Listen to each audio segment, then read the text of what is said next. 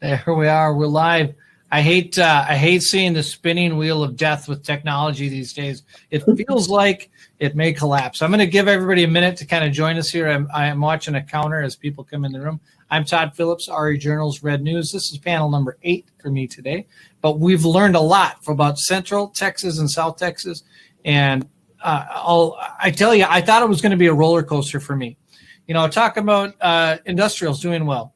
And then we get to retail and restaurants aren't doing so well. And then we get to the office people. And then we get to a multifamily and everything's going great. But everybody's been really positive.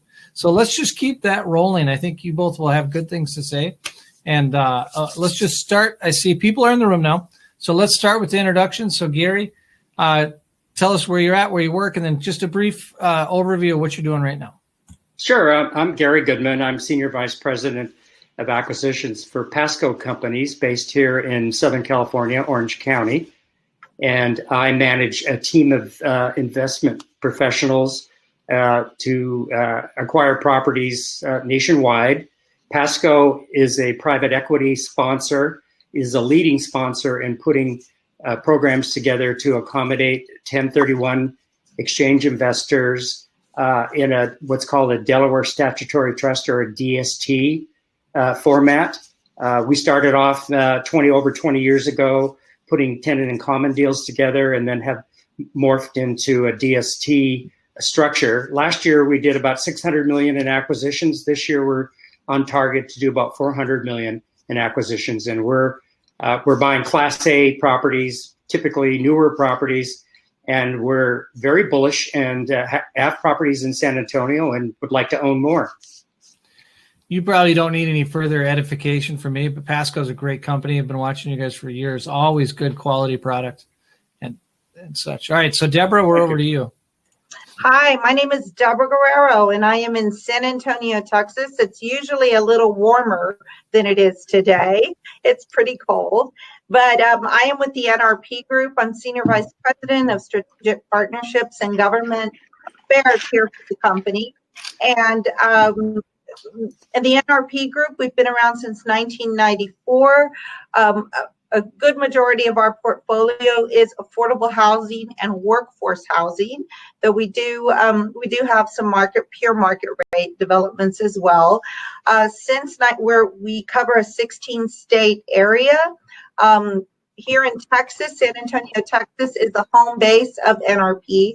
We've been here for 16 years, and since that time, we've built about 18,000 units of workforce and affordable housing here. Very proud of the work that we do. A lot of it is in partnership with public entities and really working with local governments to identify where the needs are and where they'd like to see housing, because it does promote economic development as well as meet the needs of the community in general. So that's who I am.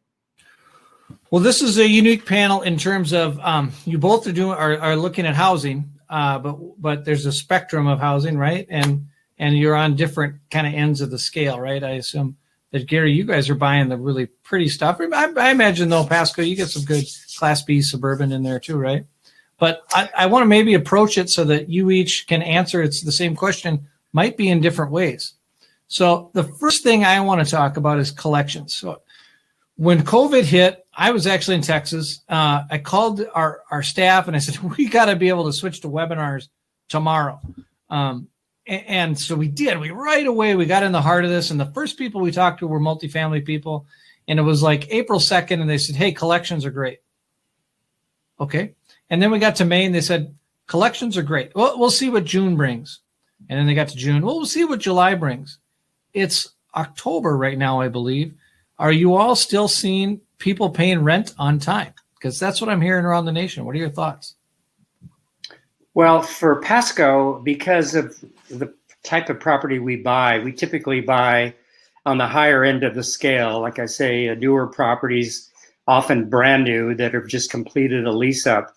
So most of those residents are, fairly high income residents. So and many of them, if not, certainly most of them, are still employed and working from home. So our collections have held up extremely well, probably 98% or so during the whole period. It's slowed down a little bit now with the the CARES support now kind of gone, and prospect for a new program probably going to be pushed off a little bit. So it's a little bit slower, but for the most part, when I hear across the country that workforce housing that caters to service employees is much more troubled. So our strategy to hold properties long term with the kind of resident profile that we have, it has really paid off during this time. So Deborah, let's hear from you. Is that materializing? Well, our rent collections are, you're absolutely right, in the beginning, because of the $1,200 a month, the $600 a week. I mean, people were paying their rent. And so, we did have higher rent collections than we do now. About right now, and again, I'm talking about tax credit in our workforce housing. It's about between 85 and 90%, depending on the properties around Texas. I will tell you that one of the worst collection rates is in Austin, Texas, where we're in the 70s. And believe it or not, in areas like San Antonio, where the city really stepped forward, both the city and the county, with a rental assistance program that put millions of dollars, not only from the local government, but also through CARES Act, into a fund to assist renters and residents, and we took advantage of that. It paid directly to landlords, so that really helped in terms of higher collection rates. In places like Austin, where they've gone beyond the federal eviction moratoriums, a lot of the residents are like, we're just going to keep putting it off. So that dynamic has really sort of influenced sort of the collection rates in depending on the city, and in that case, in Austin. Yeah, an eviction moratorium as a landlord has got to be a little bit scary. Yes, it is.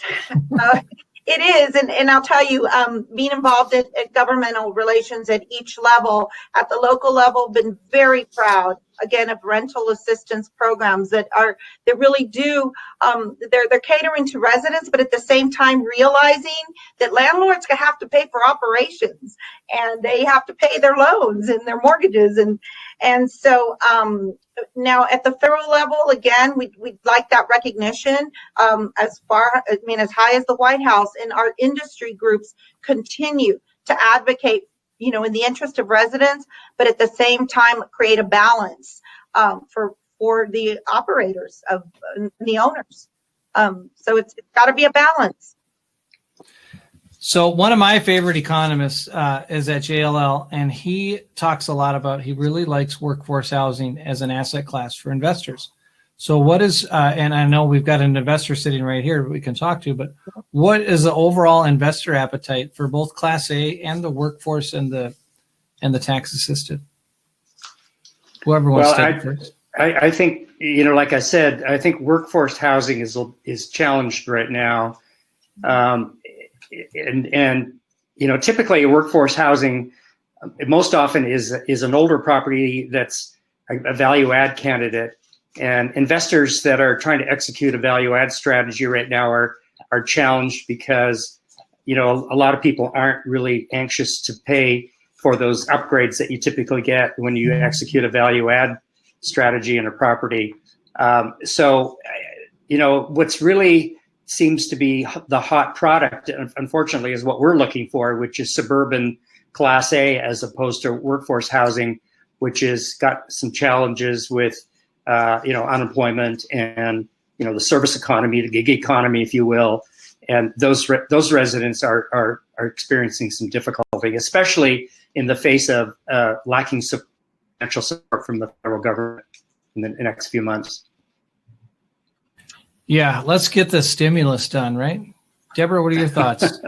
Absolutely, let's get the stimulus done for not only our industry, but beyond. And I mean, we could really use that infrastructure package. I will tell you, though, that on new construction, as far as the affordable and workforce here in Texas, we closed five developments this summer. We just kept working. thank goodness we are a vertically integrated company, which means we not only do development but construction and property management. And thank goodness we kept our people working. We were an essential worker. We were an essential service and defined as such all the way from the federal government down. We continue to just get our developments in line. As far as new construction, interest rates are low. The need is great, and equity pricing for our Section 42 just continues to be stable. Now, how long that will last? We're hoping as long as possible into what will be, at least when it starts falling, we'll see maybe an infrastructure package. I will tell you that both labor costs and lumber was really the one that just kind of shot through the roof. I mean, I think it was something like 120% increase. I know it's been going down, but from pandemic to around September. And that really has caused some gaps. But thanks to CARES Act and Home and CDBG, some other federal funds, we've been able to sort of fill those gaps. So, but new construction is still thriving, and we're very happy about that because we keep people working. I've heard the same, that the money's there and the interest is there. So let's just talk then, and I maybe didn't prepare you for this question, but demographics have a lot to do with both of y'all's investment platform. And so I want to know if the demographics are favorable in your markets, especially San Antonio, and if that's going to continue to drive housing needs.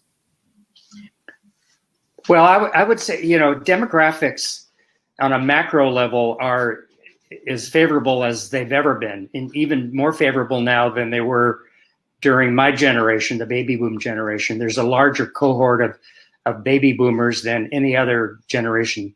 So, and if most people know that the millennial generation is saddled with a lot of debt. They don't have cash for down payments. They're getting married later. They're having children later. And they typically have gravitated to the urban core. Now that the urban core is kind of a dead environment because of COVID, they tend to be moving more out into the suburbs. So what I like about San Antonio, frankly, is that it's got a growing millennial population that's kind of lagged, like cities like Austin and of course Dallas and even Houston, but it's now starting to become a target for millennials who are liking the lifestyle. Not to mention that a lot of them are employed in the medical facilities that are growing here in San Antonio. So I think San Antonio is set up pretty well for the next generation of renters. Gary, you're absolutely right. I mean, San Antonio continues to grow. I think the pace is like almost 20,000 people a year. And so we continue to grow. We're one of the fastest growing cities in not only Texas, but nationally. But we have so much to offer, just like Gary said, in terms of what the future. Our employment sectors continue to expand, healthcare, manufacturing with Toyota and their expansion of their facility, aerospace, renewable energy, and our educational system. UTSA has an amazing cybersecurity program that's now gaining national attention. So the population growth is there. The lower cost of living is absolutely here. The availability of Class A office space, which will continue to draw employers here, is important. And just the need overall, I mean, not only for market rate, but on the affordable and workforce side. I mean, we already had a need pre-pandemic, and it's only been magnified that we need great, affordable, quality housing here in San Antonio. So definitely a growth place to be. And I don't know if you listened to our industrial panel, but they're saying people keep coming. We got jobs coming your way. That's really positive news. I want to shift it a little bit, Gary. I'm only slightly familiar with the tenant in common and DST industry, but I know you all are driven. You all are kind of in a sandwich position, right? You've got people that want yield on one side, but then you've got to go out and compete with other investors to try to find those properties. So What's the cap rate environment look like right now in the Class A market, and how challenging has it been? Well, cap rates are definitely on the move, and unfortunately, they're not on the move up. They're coming down, and that's a national phenomenon. It's a sort of a confluence of a couple of different things. Number one, you've got, everybody knows that multifamily, along with industrial, is the preferred product type of the office, industrial, retail. Just don't really compete with multifamily. You've got the demographics that I just spoke about. But on top of that, you've got interest rates that are an all-time low. So you can put debt on a property at a 2.5% interest only and buy a cap at a nice yield on your equity. So while it is challenging in terms of producing a yield that attracts investors, we look at our investors' products that we give them as more defensive kind of investment, where we hold. That's why we like to buy new properties where they're very predictable in terms of what CapEx is going to be required over the holding period. So we deliver anywhere from a 4.5% to maybe even a 5% yield to the investor over a period of 10 years, with an ultimate yield of probably 7, 8, 9%. They're very happy. They can walk away from the investment that they had, retire, get a monthly check, and they're very happy. So there's a lot of interest right now in getting into a 1031 exchange, partly because there's some risk with respect to what may happen to 1031 with the Democratic government. And there's also a movement from different states into product. A lot of California investors are concerned about what's going on in California with rent control and Proposition 13, and more government regulation, industries moving out. So we see a lot of investors coming out of California and wanting to invest in properties in so-called red states or right-to-work states. Yeah, they're not just showing up with their investment dollars; they're showing up with their household too, in tow, I believe. That's right. It'll be interesting to see how that demographic shift change does it. Okay, so something just occurred to me though, Gary. I've underwritten properties before, and I never thought about this. Is that interest rate 2.5? What is your rent growth that you're projecting? Because that almost sounds like it's free money. Well, it is, but we're very careful about what our projections are. We don't want to overpromise and underproduce. So, like in a market like San Antonio, we're going to project over a long-term hold like 2.25%, maybe 2.5% rent growth. Again, these are not value-add deals where we just can do some magic and really boost the rent. These are basically stabilized assets that are fully, rented. There may be a few things that we can do in some properties that are 5 years old, just to bring them up to, current conditions. But for the most part, it's almost like a bond, for these investors. Yeah, and they like that because of the Class A nature of it, and that gets you that low interest rate and investors at the low cap rates. Right. All right, we've got about 10 minutes left. I like talking about affordable housing, Deborah, because I think housing at the lowest level of our society gives people dignity and a standard of living. How do you feel about, are we meeting the needs? Is there enough affordable housing, or are we still dealing with a gap, sort of nationwide and San Antonio? Well, I mean, we're still dealing with a gap. And here in San Antonio, 50%, I mean, the general rule is not to spend 30% of your, more than 30% of your income on housing. I mean, that's kind of the general rule. Well, here in San Antonio, we're looking at 50% of the population actually spending more than 30% on their housing needs. And so and as with anything else, I mean, you increase product, and you'll be able to sort of lower the rents, right? And so San Antonio realized that it's not only at the lowest, at our 30% and below, our 60% and below, but even from our 80 to 110, we're seeing that there's a lack of quality affordable housing and a lack of product in each of those. So I kind of the city has been very aggressive about meeting those affordable housing needs, and really focusing on 13 regional centers that they have identified here in San Antonio, that where jobs are located. And so the idea of like locating housing near jobs and near essential services is really finally, I mean, other communities have done it, but finally what San Antonio's focus has now been, near transportation, near their jobs, near educational institutions, and to create sort of kind of these hubs. So that's sort of the future of where San Antonio is going right now, is to really take housing and marry it with all of those essential services. So it's to fill a need, again, one that existed before the pandemic and only has been magnified since the pandemic. And then Gary, on the higher end, is it the same thing? Is there enough supply of housing? From the charts I've seen, there's still demographic need for Class A housing. Is that consistent with what you're seeing?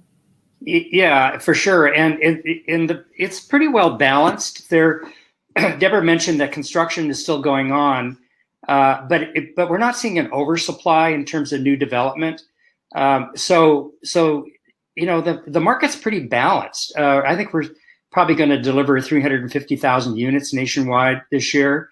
And what I'm being told is, even though financing is available, it's a little more challenging than it was. So that's probably going to result in a kind of a slowdown maybe next year.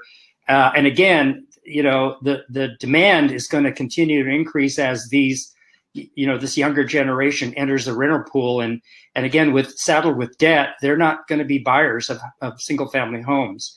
They're going to want to be in the suburbs, where they can, have, walk to retail if possible. We like those sort of exurbs, if you will, where there's a lot of retail amenities near these residences. And that seems to fit very well for what these people want. And again, there's not enough of it really out there. Well, you made my transition for me, and that's been a very common topic around the country, is urban versus suburban. The urban areas, there's been around the nation riots or protests, we should say, some peaceful, some not. And then COVID has kept people away from the urban office buildings and the urban restaurants. Gary, when you're looking at new acquisitions, are you looking at urban at all? Or I think you mentioned you like the suburban. Is that sort of something you're going to stick with? No, it's interesting. I've always been a proponent of suburban, and mostly because I didn't think the yield adjusted returns in urban investments were appropriate. I mean, downtown Los Angeles, for example, or downtown Dallas or downtown Houston, and other markets, there was so much new development, that went on, and yet the cap rates would be, sub 4 in many cases because they were bright, shiny new things. The institutions really got on board with this urban environment where they figured the millennials all wanted to be able to walk to restaurants and bars and could walk to work and not own cars and Uber and all of that. Well, that's all been upended with the pandemic. I mean, downtown LA and urban infill of Dallas and Houston are really the softest parts of the market. In some cases, New York City is a typical example, a complete disaster where, people have just left because why pay high rents in a cramped unit where, there's nothing to walk to, and you can work from home. So why not live out in the suburbs where you've got more room, more space, you can run your dog and, walk, you can still walk to retail. So I'm very pleased that we have stayed with the suburban investment strategy because it's really paid off for us. Yeah, good. You had a very good crystal ball. It's crazy. Who could have predicted a worldwide pandemic other than Dr. Michael Osterholm at the University of Minnesota, who, by the way, predicted 15 pandemics before this one. Really? So he was bound to be right at some point. I shouldn't pick on him. But so, Deborah, what's your thought on the suburban-urban shift? Is it legitimate, or is it a myth? Do people still like the urban core? First of all, we're new construction, and new construction in suburban just makes more financial sense. It's easier. You're not having to deal with infill in older parts of neighborhoods. And honestly, back in 2010, the city of San Antonio said we're going to do a decade of downtown and bring 7,500 units to downtown San Antonio, but they had to incentivize them. They had to really make that bold statement. And honestly, in the 10 years, they will have exceeded that. So we know that urban living, when it's a priority and urban development can be done and done well. I believe the pandemic has uprooted it, but I also believe it's cyclical. And once things come to some kind of normalcy in the next maybe year, it'll swing back. But Gary's absolutely right. Why do you want to live cramped? You and your cultural and your activities and all the things that you would walk to anyway don't exist anymore, and even your jobs, because you're staying home. But we continue to believe that that you have to have workforce housing in areas, we call them the essential living, like essential workforce people living in the core of your city. It cuts down transportation costs, and you have them living there. But I don't think the market itself is going to create that. It almost has to be incentivized with, it has to be incentivized by the city.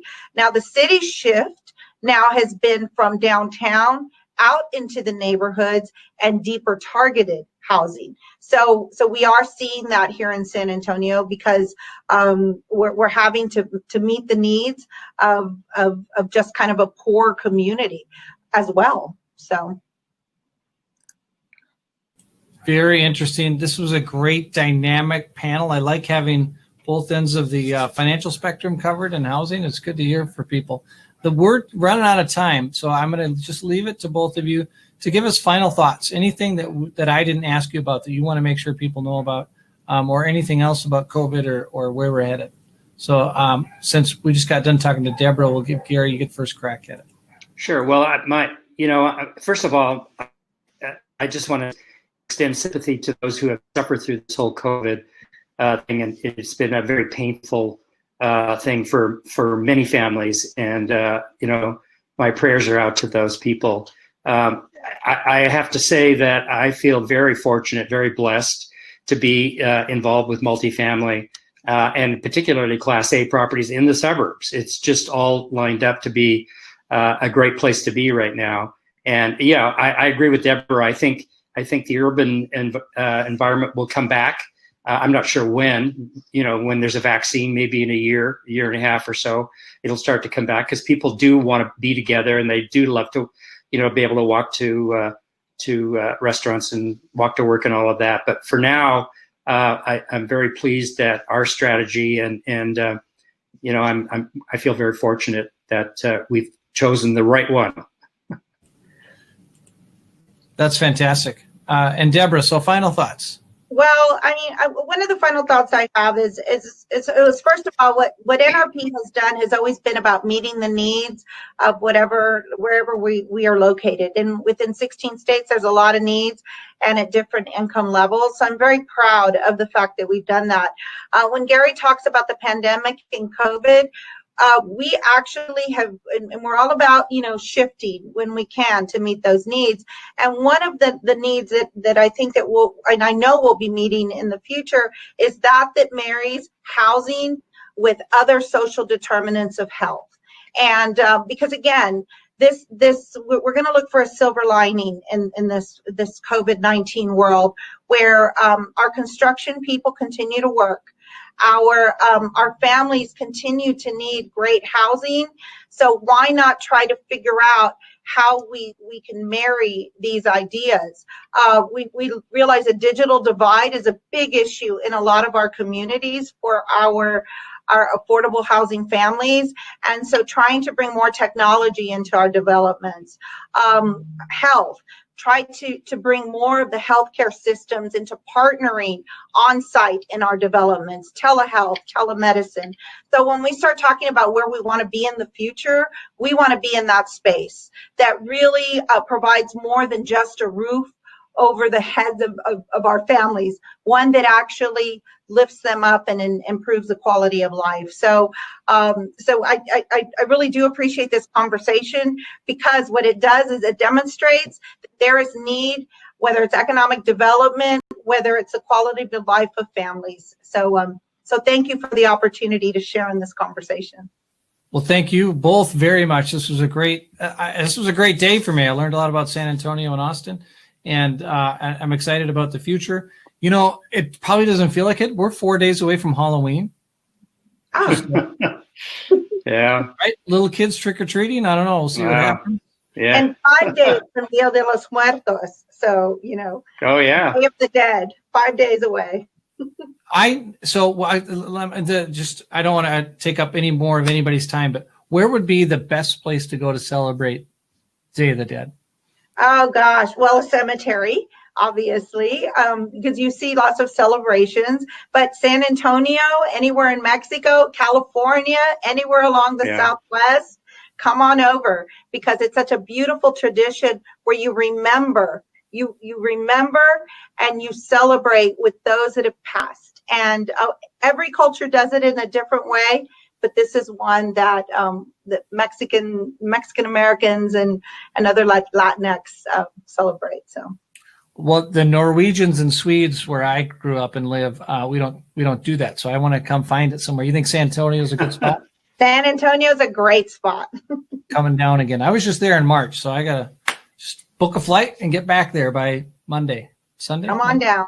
Thanks, God. Well, thank you both. This was wonderful. This is going to be on YouTube later today. As everybody else that stuck around, all of these panels from today, from San Antonio and Austin, are all going to be on YouTube. It's RE Journals. All you got to do is type into YouTube and find us RE Journals, webinars, and my show, Power 30. I have a Monday news show. I'll take some of the best clips from today and put them on the air next Monday too as well. And I got a lot of great information. So this was fantastic. Thank you. And I can't wait to come there next year and do these events live. Thank you, Todd. Yes. Bye, Todd. Bye now. Bye, Gary.